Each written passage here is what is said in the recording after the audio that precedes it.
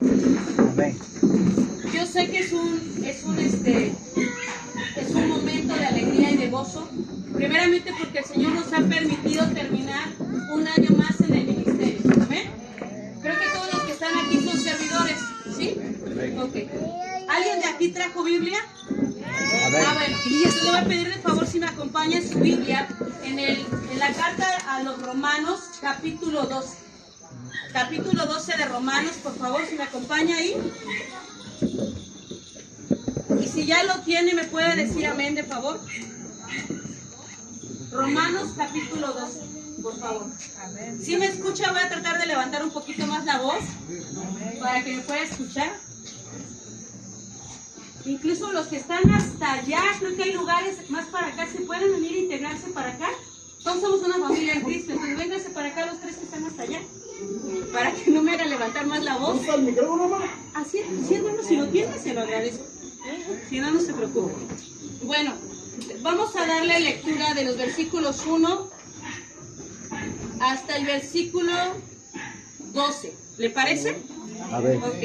Entonces yo le voy a dar lectura al versículo número 1 y el versículo 2. ¿Me acompaña usted a leerlo? Dice, ¿cómo tiene como título en su Biblia? Ok. ¿Es una sugerencia o es un deber? Es un deber cristiano. Ok. Dice el versículo número 1. Así que, hermanos, os ruego por las misericordias de Dios que presentéis vuestros cuerpos en sacrificio vivo, santo, agradable a Dios, que es vuestro culto racional. No os conforméis a este siglo, mas transformaos por medio de la renovación de vuestro entendimiento, para que sepáis cuál sea la buena voluntad de Dios, agradable y perfecta.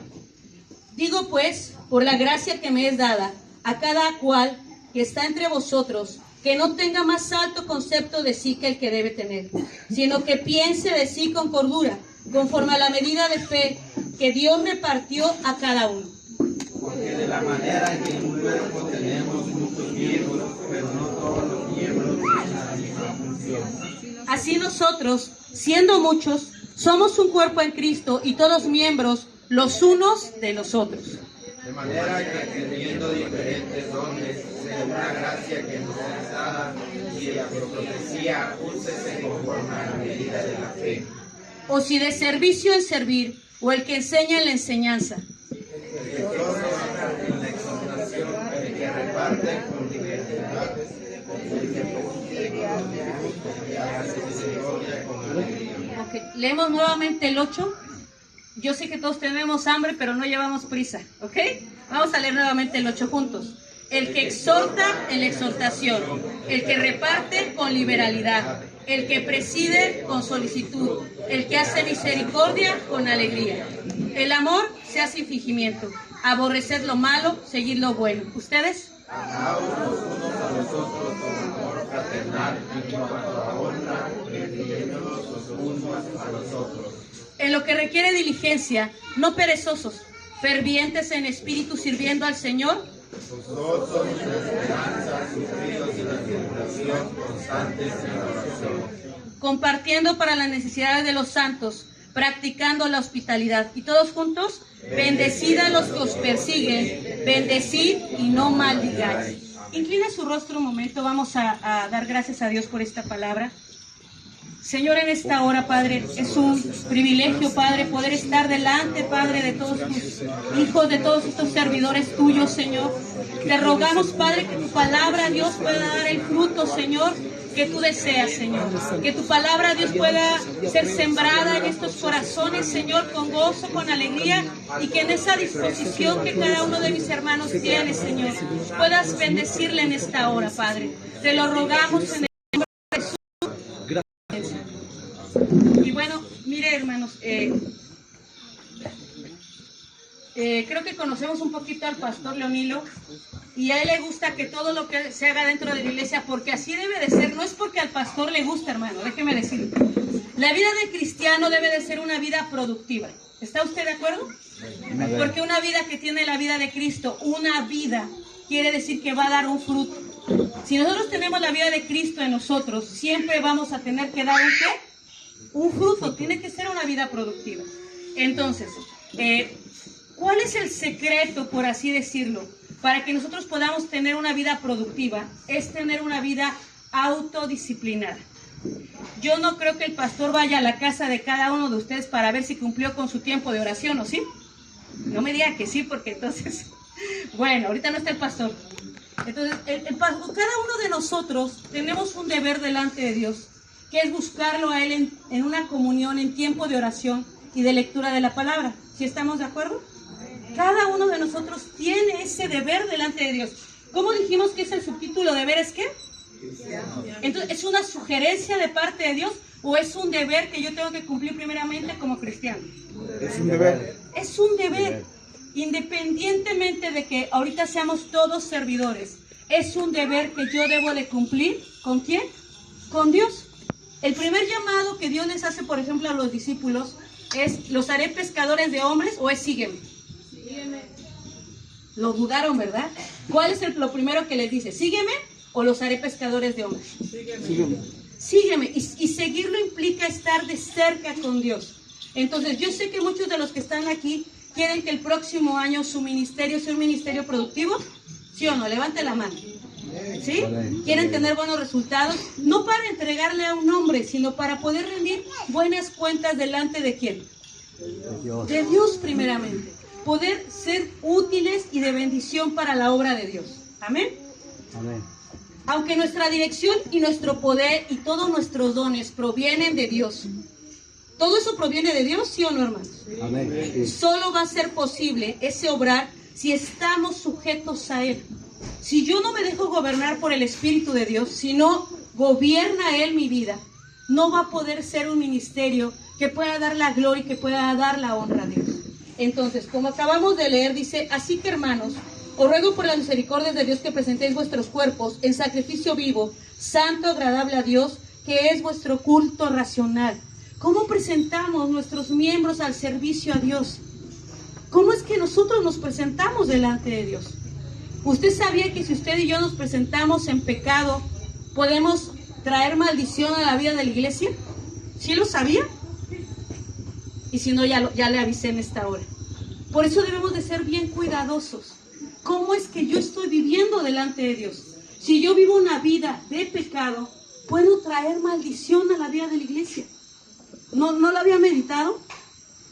Por eso es una responsabilidad delante de Dios. Si usted lee todo este capítulo con calma y en su casa, Pablo nos está llamando a una vida de santidad, a una vida de obediencia, a una vida en la cual obviamente el Espíritu de Dios va a obrar a través de nosotros para que todos esos dones, todo lo que usted vio, para que todos esos talentos puedan ser efectivos. Necesito yo estar cerca de Dios. Necesito que Él gobierne mis pensamientos, que gobierne mis emociones, que gobierne todo mi ser. Por eso es que en el versículo 2 usted encuentra: no os conforméis a este siglo, sino transformaos por medio de la renovación de vuestro entendimiento, para que comprobéis cuál sea la buena voluntad de Dios, que es como agradable y ¿qué más? Perfecta. Y perfecta. Solo una mente disciplinada puede pensar con claridad y ser usado por el Señor para entender y presentar de verdad, ahora sí que presentarnos de verdad delante de Él con un ministerio adecuado a Dios. Si yo tengo una mente que está siendo gobernada de parte de Dios, vamos a tener claridad para todo lo que usted y yo queramos planear para el próximo año. ¿Cuántos de aquí ya empezaron a hacer planes en su ministerio? Levante la mano. ¿Quién ya tiene una planeación? ¿Nadie? Ok. Bueno, entonces es momento de meternos a Dios en oración. Yo sé que el pastor los lleva un tiempo, ¿sí o no? Lo lleva un tiempo en el cual ustedes están buscando el rostro de Dios en oración. ¿Me equivoco o es cierto? ¿Sí o no? Así es. Creo que nada más lleva a un hermano o a dos hermanos. Todos los demás no los llevan. ¿Sí? ¿O van todos? Amén. La idea es que vayan todos a buscar el rostro de Dios. ¿Sí, hermano? Entonces dice: un carácter disciplinado pertenece a una persona que alcanza un equilibrio total cuando todas esas facultades y esas capacidades que Dios les ha dado están bajo el control de Dios. Cuando yo pongo esos dones al servicio de Dios, Dios puede usarlos para su gloria. Y entonces sí puede haber un fruto. Cuando nosotros contamos con esos recursos, no solamente se va a notar en el interior, se va a ver reflejado en donde, en nuestro exterior. Se va a ver reflejado en nuestra vida diaria. Esa autodisciplina es la disposición voluntaria. ¿Para qué? Para poderle servir a Dios. Si el pastor lo cita a las 7, tenemos que llegar a las 8 o a las 7. 10 para las 7. Antes, ¿no? 10 para las 7. Incluso antes. Eso habla de una disciplina. Si el pastor me pide que yo tenga que entregar un reporte o un formato, lo que les pide el pastor, para el 31 de enero, ¿cuándo lo tendría que entregar yo? El 28. El 28. Entonces yo tengo que tener una vida de orden y una vida de disciplina. ¿Para qué? Para que eso pueda ser efectivo. Quiero comentarles parte también de lo que nos ha tocado vivir en este año. Uno no está exento de equivocarse, hermano. Uno no está exento de cometer errores. Y durante este año, en la iglesia donde yo apoyo a mi esposo, nosotros colaboramos en la iglesia. De repente uno ve personas que tienen dones, que tienen talentos, y uno dice, esa hermana que está aquí es ideal para el servicio de Dios. Y uno hace ese llamado de parte de Dios. ¿Pero usted cree que a veces uno se puede equivocar? Sí. Uno a veces se puede equivocar. Cuando a veces a lo mejor uno se puede guiar solamente por la apariencia, por lo que uno nota en el exterior, uno puede cometer errores. Y también uno como líder, se lo comento porque puede pasarnos. Y uno como líder tiene el deber delante de Dios de corregir esos errores o dejar que termine el año. Uno tiene que corregirlo. Ninguno de los que estamos aquí estamos exentos y todos podemos equivocarnos. Entonces, cuando yo me di cuenta que yo había cometido el error de llamar a una persona, que incluso el ministerio para esa persona era una carga, ¿qué creen que tuve que hacer? Pues hablar con la persona. Y ser honesta y ser transparente y hablar con la persona y preguntarle, porque lejos de que sea una bendición el servicio, se puede convertir en una carga. Y después habla también, para que nosotros podamos tener un ministerio efectivo también, habla de que nosotros tenemos que brindar una obediencia completa a la palabra de Dios. Debemos de estar sometidos toda nuestra vida, tanto a nivel físico, emocional, social, intelectual, moral, espiritual, todo a la voluntad de Dios. ¿Cómo que todo? Todo nuestro ser debe estar sometido a la palabra de Dios. Es decir, yo no solamente voy a ser cristiano cuando estoy en una iglesia. Yo voy a ser cristiano cuando soy ama de casa. Voy a ser cristiana cuando estoy en un trabajo. Voy a ser cristiana o cristiano cuando estoy en una escuela, cuando soy un estudiante. No solamente en una iglesia. Porque entonces mi vida sería una vida doble. ¿Estamos de acuerdo? Porque entonces en la iglesia yo voy a dar una cara y en mi casa o en mi escuela o en mi trabajo voy a dar otra cara. ¿Y ustedes creen que eso sea algo grato delante de Dios? ¿Una vida doble? Porque muchas veces nos cuidamos solamente de un pastor o de un líder. Y realmente eso importa o importa más agradar a Dios. Lo más importante es que nuestras vidas puedan ser vidas que agraden a Dios. Eso es lo más importante. Si yo le preguntara ahorita a usted, ¿por qué le sirve a Dios? ¿Qué me contestaría? Dos personas que me contesten, ¿por qué le sirven a Dios? ¿Por qué aceptaron el llamado que el pastor, obviamente Dios a través del pastor les hizo para servir? Dos personas nada más. O yo pregunto por dedocracia. Hermano. Por amor y gratitud. Por amor y gratitud. ¿Quién más? Pero todos se esconden. Mi hermana que tiene aquí una Biblia en las piernas. ¿Por qué le sirve a Dios, hermano? Por agradecimiento por lo que Él hizo por mí. ¿Ok? ¿Algo más, hermano? Por agradecimiento. Por agradecimiento. Mi hermana de vestido de florecitas negro. Por amor. Por amor. Entonces, si usted todo lo hace por amor, ¿se va a sentir obligado a servir en la casa de Dios? Fíjese que una de las cosas que usted nota cuando una persona, como dicen, está en el primer amor, ¿qué es lo primero que hace? Corre a servir, corre en gratitud. Si usted se da cuenta a través de usted, si usted lee los evangelios y lee el libro de los Hechos, aquellas personas a las cuales Dios sanó, algunos de ellos, ¿qué cree que fue lo primero que hicieron? Se levantaron y ¿qué hicieron? Le sirvieron a Dios. Le sirvieron a Dios. Nosotros tenemos ya algún tiempo de conocer del Señor. Yo conozco del Señor desde los 15 años. Y desde los 15 años, de verdad, para mí es una bendición, es un privilegio y es una pasión servirle a Dios. Es un privilegio, hermano. Ahorita cantábamos que nosotros merecíamos estar sirviéndole a Dios. ¿Lo merecíamos? No. No lo merecíamos, hermano. Nosotros éramos enemigos de Dios. Cuando usted y yo entendemos que éramos enemigos de Dios y que el día de hoy, por la gracia y la misericordia de Dios, podemos servirle, ¿cómo lo vamos a hacer entonces ese servicio? Con gozo y gratitud. Con gozo y gratitud, sabiendo a quién le estamos sirviendo. Si usted tiene una deuda, ahorita que ya se acerca el fin de año, si usted tiene una deuda a la cual le perdonan, no sé, Coppel, ojalá Coppel la perdonara, Coppel, Banamex, espero que no estemos tan endeudados, pero si nosotros tuviéramos una deuda, no sé, de 5 millones con Coppel o Banamex, y están a punto de meternos a la cárcel, y de repente llegan y nos perdonan esa deuda, ¿cómo va a sentirse su corazón? ¿Aliviado? ¿Cómo? Gozoso de decir, ay, me quitaron esta carga. Entonces, eso éramos usted y yo, hermanos. Éramos deudores a Dios. Éramos deudores. Cuando usted recuerda que no merecíamos, porque muchas veces el ministerio se nos sube por acá. A veces ya nos sentimos soñados, porque soy de la alabanza, porque soy de la enseñanza, porque soy el brazo derecho del pastor. Y a veces se nos sube y perdemos el piso.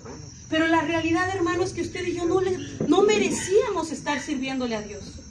No merecíamos. Y el día de hoy, el que ustedes los traten de esa manera, es una honra que el pastor está haciendo con cada uno de ustedes. ¿Sí lo sabían? El pastor está honrando ese servicio que usted presta o que usted va a prestar durante este próximo año. ¿Cómo cree que merece nuestro Dios, el eterno, el que nos rescató, el que nos limpió? ¿Qué tipo de servicio merece nuestro Dios? ¿Nuestras migajas?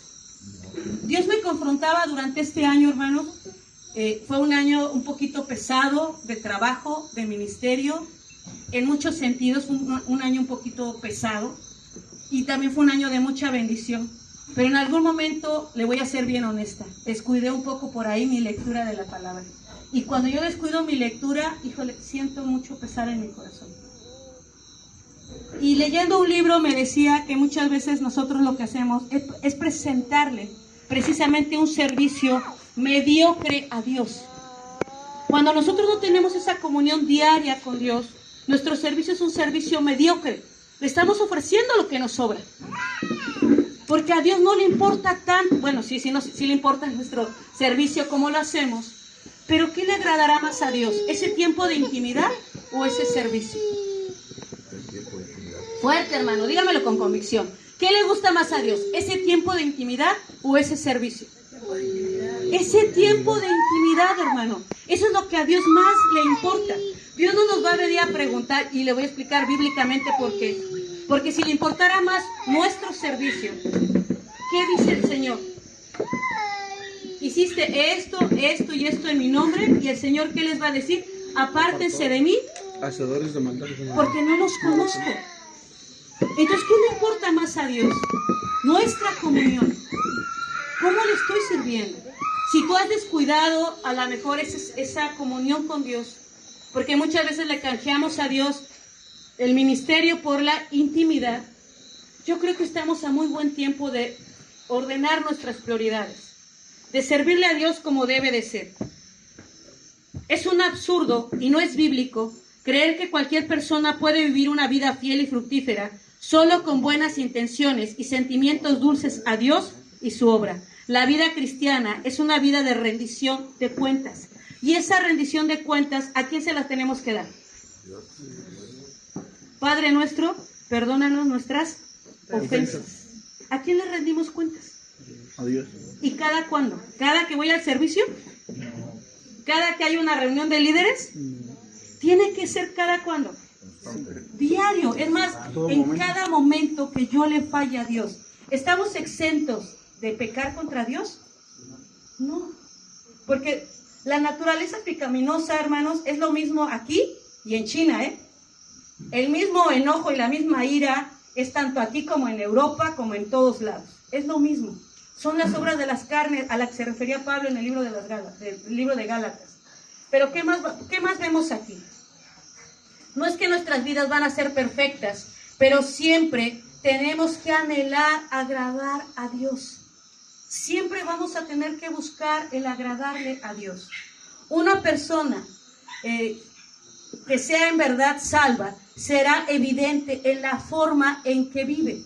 Por eso yo preguntaba si había familiares. Cuando yo me empecé a rolar en el ministerio en una iglesia anterior, donde yo conocí a mi esposo, apenas estábamos recordando precisamente, ¿sabe qué hacía nuestro pastor?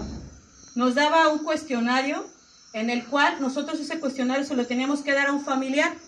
Y ese familiar tenía que llenar ese cuestionario, que era para saber si nosotros estábamos dando un buen testimonio y éramos aptos para servir. Y ese cuestionario lo teníamos que entregar en sobre cerrado. Yo me acuerdo que mis papás no estaban, yo se lo tuve que dar a un primo que era inconverso, que no conocía de Dios. ¿Qué puso ahí? No lo sé. Pero por lo que sé, creo que sí me aceptaron, puso buenas referencias. Entonces, si el día de hoy yo le diera ese cuestionario a tu esposa o a tu esposo, a tus hijos, ¿crees que escribirían que eres apto para el ministerio? No me contestes, hermano. Porque los primeros que debemos de dar testimonio, ¿en dónde es? En casa. En casa. Y a veces a los que más descuidamos, ¿a quiénes crees que son? A los que están en casa. A veces son a los que más descuidamos, a los que están en casa.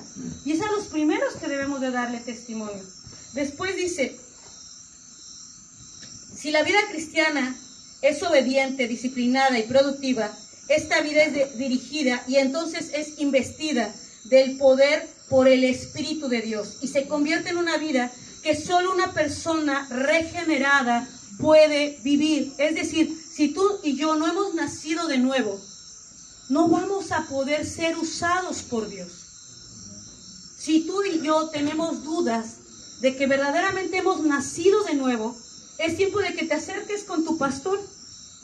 En una ocasión en la iglesia se acercó una hermana que tenía como, yo creo que unos 10, 15 años de conocer de Dios, y acabando un servicio se acercó y le dijo a mi esposo, pastor, tengo duda, no sé si yo ya nací de nuevo. Tengo duda si yo ya nací de nuevo. Porque una persona que ha nacido de nuevo ya no es la misma. Es una vida diferente. Hay un parteaguas en esa vida. Entonces, si tenemos dudas si hemos nacido de nuevo, vamos a acercarnos al pastor y vamos a decirle, pastor, discípuleme. Pastor, dígame cómo es esto de nuevo nacimiento. Porque es necesario que aquellos que sirvan dentro de la iglesia sean personas nacidas de nuevo. Toda nuestra vida externa debe de ser conforme a nuestra vida interior. Debe de ser, lo que hay dentro de mí debe de coincidir con mi vida exterior. Porque si no, de repente nos encontramos con muchas personas, como lo vimos hace rato, que viven vidas dobles. Personas que de repente son sorprendidas, no sé, en adulterio, personas que de repente son sorprendidas en fornicación, personas que de repente son sorprendidas porque, no sé, cometieron un fraude, o viven una vida de puras mentiras, o viven una vida de hipocresía, porque eso es lo que también vamos a ver. Pensar, hablar y actuar debe de ser conforme a la palabra de Dios y a la voluntad de Dios. Y eso no es cada que yo voy a la iglesia, eso debe de ser en mi vida diaria. Todos los días mi vida debe de ser de acuerdo a lo que yo enseño. ¿Quiénes de aquí son los líderes de ministerio? Levanten la mano. Tenemos doble responsabilidad, ¿sí o no? Porque detrás de nosotros vienen otras personas que van a ver cómo nos conducimos. Y a veces a mí me han sorprendido a lo mejor enojada, o me han sorprendido molesta. Y inmediatamente el Espíritu viene y me redarguye. Porque esa no es la forma en que ellos me deben de ver actuar de esa manera. Romanos 12:8 habla también de un llamado a una vida práctica de santidad, y eso es lo que es lo más importante. Vamos a ver los deberes y voy a tratar de ir aquí un poquito más rápido. El primer deber lo encontramos ya lo leímos, que el amor en el versículo 9, el amor ¿cómo debe ser? Sin fingimiento. Es importante, hermanos, porque todos los que están aquí somos hermanos. Amén. Allá en la iglesia, de repente yo me imagino, vuelvo a lo mismo, yo creo que también aquí, o espero que esta sea la excepción, de repente somos hipócritas entre hermanos. De repente yo le demuestro cierto amor a mi hermana, pero es un amor fingido, no es un amor genuino, hermanos. Y bueno, pues lo tolero porque pues el pastor me lo puso en el ministerio, pero esa persona a mí no me cae bien. Entonces yo le demuestro cierto amor, pero la realidad es que ese amor debe de ser, como dice aquí, sin fingimiento. Es un amor que se centra en las necesidades y el bienestar de la persona amada y está dispuesto a pagar cualquier precio personal. Debe de ser un amor que debe de ser genuino. Y ese amor genuino, hermano, no nace de mi corazón. Yo a veces le he dicho a Dios, tú pones ese amor en mí para con esa persona que no me cae bien, porque le mentiría si le dijera, todos los hermanos en la iglesia me caen súper bien. No, hay hermanos que de repente, ay hermano, sacan lo mejor de mí, sacan pero lo mejor, hermano. Y eso cómo me enoja, porque sale a la luz lo que realmente hay dentro de mí. Esas batallas que todavía yo tengo, esas batallas internas. Porque de repente hay cosas con las que yo batallo. Y yo sé que usted también batalla. Yo sé que usted también batalla. Y le vuelvo a repetir. No porque seamos diferentes. Porque todos somos hermanos en Cristo. Y todos tenemos las mismas luchas. Y todos tenemos las mismas batallas. Después habla de que ese amor sin fingimiento. Habla de que el hipócrita. El hipócrita que demostró mayor fingimiento en la Biblia. ¿Quién cree que fue? Judas. Quien también fue un egoísta consumado y fingió devoción a Jesús para lograr sus propios fines egoístas. ¿Cómo nos sentimos usted y yo cuando alguien nos demuestra amor y nos vamos dando cuenta que en la realidad no nos amaba esa persona? ¿Cómo se siente el corazón? Traicionado, herido. ¿Y estamos exentos de vivir eso en el ministerio? No, hermano. Por eso les vuelvo a repetir la importancia de tener esa comunión con Dios, porque en algún momento a lo mejor alguien nos va a traicionar en el ministerio. Nos vamos a enterar que a lo mejor alguien habló de nosotros, que alguien murmuró en contra de nosotros, que alguien nos criticó, que a alguien no le gustó la planeación, que a alguien no le gustó el sabor del agua. Y eso, si nos agarra mal parados, hermanos, va a lastimarnos. Después habla de que tenemos que aborrecer. Dice que, ¿lo bueno o lo malo? Lo malo. Tenemos que aborrecer lo malo. Todo lo malo es la antítesis de la piedad. La maldad es enemigo de Dios y de su amor. ¿Qué es lo que yo veo? ¿Qué es lo que yo escucho? ¿Qué es lo que yo tolero todos los días? Porque si dice que yo tengo que aborrecer lo malo, pero a veces platicábamos en un devocional en la mañana con mi esposo, y él oraba de la siguiente manera, y decía, Señor, perdónanos, cuando a veces toleramos ciertas cosas en nuestra vida, cuando a veces nos permitimos ciertas cosas, ¿sí o no, hermano? A veces a lo mejor nos permitimos escuchar un chisme. Un día una hermana vino y me dijo, es que yo no hablé, yo no le dije nada, solamente la escuché. Entonces hay una frase o hay un dicho que dice que aquel que murmura o que aquel que chismea lleva a Satanás en la lengua, pero aquel que presta su oído para oírlo tiene a Satanás ahora sí que en la oreja, en el oído. Entonces muchas veces prestamos nuestro oído a chismes, prestamos nuestro oído a cosas que no son gratas delante de Dios. Por eso todo esto va en conjunto. ¿Cómo presento mi cuerpo delante de Dios? ¿Cómo presento mis miembros, mis oídos, mi lengua? ¿Cómo la presento delante de Dios? Después dice, el problema después de verlo todo esto es de que ya no nos resulta, cuando empezamos a permitir todo esto, ya no nos resulta tan pecaminoso, es más, nos resulta familiar. Ya al rato, no importa quién más venga a chismear, vengan conmigo, ¿no? Nos resulta ya algo familiar y poco a poco vamos tolerando cosas. Que vuelvo a lo mismo, el Señor dice aquí a través de Pablo, aborrezcan, ¿qué? Lo malo. Y después dice, no puedo coquetear con el pecado y luego escapar de la caída, porque lo más seguro es que voy a caer en ese pecado. Después dice que tenemos que seguir, ¿qué? Lo bueno. Debemos adherirnos y vincularnos a todo lo que es bueno, aquello que por naturaleza propia es correcto y que es digno. Pero después Pablo más adelante habla de unas obligaciones familiares. En el versículo número 10, amaos, ¿qué dice ahí? Los unos a los otros con amor. ¿Amas al que está a tu derecha, a tu izquierda? ¿Al que está enfrente de ti? No conteste, hermano, porque nos vamos a quemar. ¿Amamos los unos a los otros? Hay un devocional que estuvimos viendo en la oración durante este año y hablaba de todos los unos a los otros que hay en la Biblia. Y de verdad que el Señor fue muy confrontativo, porque muchas veces no nos soportamos, no nos llevamos las cargas, no nos hablamos verdad los unos a los otros, no nos soportamos, no nos damos honra los unos a los otros. Entonces, dice aquí, tenemos que tener amor fraternal. ¿Por qué tenemos que tener ese amor? Porque esa es la marca de un cristiano. La primer marca, la primer característica del fruto del Espíritu, ¿cuál es? Amor. Amor, ese es el amor. Después habla que tenemos que preferirnos. Después dice ahí, versículo número 9. Aborrecer lo malo, seguir lo bueno. 10. Amados los unos a los otros con amor fraternal. Y en cuanto a honra, ¿qué debemos de hacer? Prefiriéndonos los unos a los otros. ¿Le damos honra a los demás? ¿Le damos ese honor que se merecen los demás? Eso habla de que tenemos que tener un carácter humilde y que tenemos que tener cordura para no tener un mayor concepto de nosotros mismos. ¿Qué habla de preferencia? Habla que tenemos que tener respeto, mostrar aprecio y una admiración genuina. Después habla en el mismo 11, fervientes, ¿qué dice?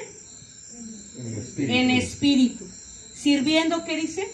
Al Señor. Y con esto vamos a terminar. Fervientes en espíritu, sirviendo al Señor. Es decir, no perezosos. Traduce también que tenemos que tener un celo o una intensidad por Dios cuando habla fervientes. No habla de una manera descontrolada como cuando el agua está hirviendo. Si no tenemos cuidado, esa agua cuando empieza a hervir, así como que a lo máximo, ¿qué va a pasar con el agua? Se va a tirar y podemos ocasionar un accidente, nos podemos quemar. No da esa idea. Cuando habla de fervientes, da la idea como ese vapor que produce una máquina de vapor, que es ¿para qué? Para trabajar. Es decir, yo debo de contagiar a mis demás hermanos para que tengan esa pasión para el servicio, no provocar que se desanimen o se desalienten. Debo de provocar que los demás puedan tener ese mismo servicio con esa pasión, con esa entrega, que ellos me puedan ver a mí, llevándolo a cabo. El Señor decía que todo lo que se haga debe de ser hecho con interés, con entusiasmo y cuidado. Dice en Juan 9:4, me es necesario hacer las obras del que me dio. Entre tanto que el día dura, la noche viene, cuando nadie puede trabajar. ¿Usted y yo tenemos la vida garantizada? No. ¿Sabemos si vamos a llevar a cabo todo lo que Dios nos ha encomendado? Entonces, no tenemos que ser perezosos. ¿Sabía nuestro Señor Jesucristo que su tiempo era limitado y que cada instante en su servicio contaba y que su servicio al Padre era muy valioso? Que la holgazanería no solo impide que se haga lo bueno, sino que el mal prospere. Dice Efesios 5:15 al 16, mirad pues con diligencia cómo andéis, no como necios, sino como sabios, aprovechando bien el tiempo, porque los días son malos. Amén. Los días son malos, hermanos. Debemos de aprovechar el privilegio que Dios nos ha dado para servir, para poder extender el reino, para poder edificar la iglesia, los dones y talentos que Dios ha depositado en la vida de cada uno de ustedes. No los ha dado, hermanos, para que nosotros tomemos provecho. Nos los ha dado para edificar ¿a quién? A la iglesia, para poder atender a la novia de Cristo. Un día yo estaba, de esos días que estaba yo como que queja contra la iglesia. Dios me recordaba que es su novia. Una novia que tiene imperfecciones. Entonces, a veces se nos olvida Y decía un pastor, yo escuchaba a un pastor, no recuerdo si era Sugel Michelén o Miguel Núñez, y el pastor decía, es que a veces las ovejas muerden. Y yo dije, ¿cómo que las ovejas muerden? A veces las ovejas nos lastiman, líderes. A veces las ovejas nos llegan a lastimar. Y justamente empezábamos a leer un devocional que habla orando por el pródigo. Y narra un caso de que un pastor, ahora sí que en lo natural, dice que de repente entraron animales, hicieron un destrozo con las ovejas, las lastimaron, las mordieron, las dañaron. Y él le hablaba a sus ovejas que siempre atendían a su voz y siempre eran muy dóciles. Y él quería meterlas porque los depredadores todavía andaban allá afuera. ¿Y las ovejas qué cree que hicieron? ¿Se metieron o se quedaron ahí? Se quedaron ahí. Estaban paralizadas de miedo, estaban lastimadas. Y yo también puedo entender que muchas veces así pasa con la iglesia. A veces hay ovejas que están tan lastimadas, tan dañadas por el pecado, que la intención muchas veces no es lastimarnos, pero sin querer lo hacen. Y yo muchas veces he derramado lágrimas delante de Dios, diciéndole, es que mira lo que la iglesia a veces hace para con nosotros. Y a veces no hay gratitud, pero todo eso, ¿quién lo vivió antes que tú y que yo? Nuestro Señor Jesús. Entonces, ¿ven cuán importante es estar en comunión con Dios? Porque Él es el único que va a comprender nuestra alegría de servirle. Cuando haya tener que derramar lágrimas, todo eso el Señor lo va a entender. Y dice por último, fervientes en el Espíritu. Habla también de nuestras actitudes. Cuando habla de servir al Señor, también habla de nuestras perspectivas. ¿Cuáles son nuestras prioridades? Por eso Dios debe de ser lo primero en tu vida antes que el ministerio. ¿Qué debe ser lo primero en nuestras vidas? No el ministerio, hermano, porque si no vamos a perder el enfoque. Lo primero es nuestra comunión con Dios. Eso es lo primero, hermano. Quiero que se lleve bien claro en esta hora eso en su corazón. Lo más importante es nuestra comunión con Dios. Y todo lo que hagamos va a ser consecuente a la palabra de Dios. Lo segundo es que todo lo que nosotros realicemos va a ser de acuerdo a la gloria de Dios. Y entonces todas las actividades que hagamos, si son dirigidas por Dios, van a tener un fruto, van a tener un resultado. Dice en los últimos versículos, gozosos en la esperanza, sabiendo que el Señor un día va a regresar por nosotros. Sufridos en la tribulación. ¿Vamos a pasar tribulaciones? Sí, hermano, vamos a pasar tribulaciones. Constantes en la oración, compartiendo para la necesidad de los santos, practicando la hospitalidad, bendecida a los que os persiguen y no maldigáis. Gozaos con los que se gozan, llorad con los que lloran. Unánimes entre quienes, primeramente entre quienes, entre ustedes como liderazgo. No altivos, sino asociándonos con los humildes. No seáis sabios en vuestra propia opinión. Cierren sus ojos y hemos terminado. Voy a hacer una oración para terminar.